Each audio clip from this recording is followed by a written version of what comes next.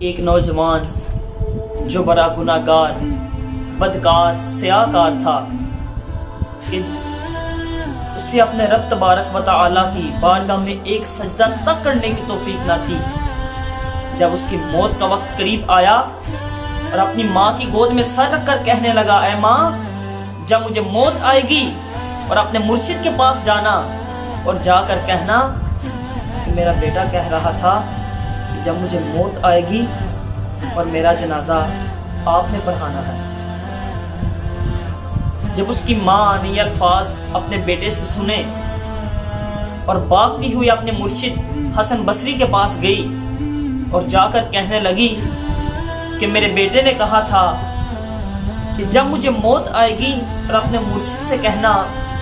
کہ میرا جنازہ وہ آ کر پڑھائیں۔ مرشد نے اس عورت کے یہ الفاظ سنتے ہی صاف انکار کر دیا، اے بی بی، میں تیرے بیٹے کا جنازہ نہیں پڑھاؤں گا۔ عورت نے اپنے چہرے پر حیرانی اور پریشانی کے آثار لیتے ہوئے وہاں سے واپس آئی اور اپنے بیٹے کے پاس آ کر کہنے لگی، اے بیٹا، اگر تو نے دنیا میں میری ایک بات مانی ہوتی، صرف ایک بات، تو شاید وہ آ کے تیرا جنازہ پڑھا دیتے۔ بیٹے کو تو یہ تھا میں شرابی ہوں تو میرا جنازہ ایسے کون پڑھے گا یا کون پڑھائے گا۔ اس کو تو یہ تھا کہ مرشد کے پاس جائیں گی میری ماں اور جا کر بولیں گی کہ جنازہ کے بارے میں، تو مرشد نہیں صرف 7-4 بندے بھی تو آئیں گے نا ان کے ساتھ، تو میرا جنازہ ہو جائے گا۔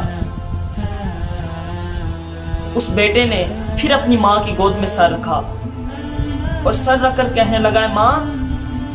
اگر اب تجھے ایک لمحے کے لیے مہلت دے، صرف ایک لمحے کے لیے، کہ تو چاہے اپنے بیٹے کو جنت میں بھیج دے اور چاہے تو اپنے بیٹے کو جہنم میں بھیج دے،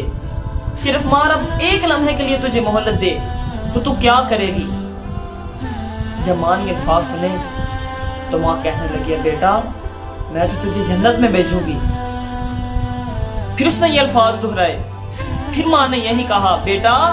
میں تجھے جنت میں بھیجوں گی، اور کہا، ماں، اگر تو جنت میں بھیجے گی تو وہ جو رب آسمانوں میں ہے وہ تو کہتا ہے میں 70 ماؤں سے بھی بڑھ کر پیار کرنے والا ہوں، تو کیا وہ مجھے دوزخ میں بھیجے گا؟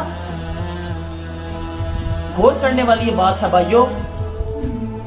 کہ وہ رب کہتا ہے میں تو 70 ماؤں سے بھی بڑھ کر پیار کرنے والا ہوں، تو ماں وہ مجھے دوزخ میں بھیجے گا؟ اے بھائیو، توکل بہت بڑی چیز ہوتی ہے، ہم سب کو توکل اختیار کرنا چاہیے۔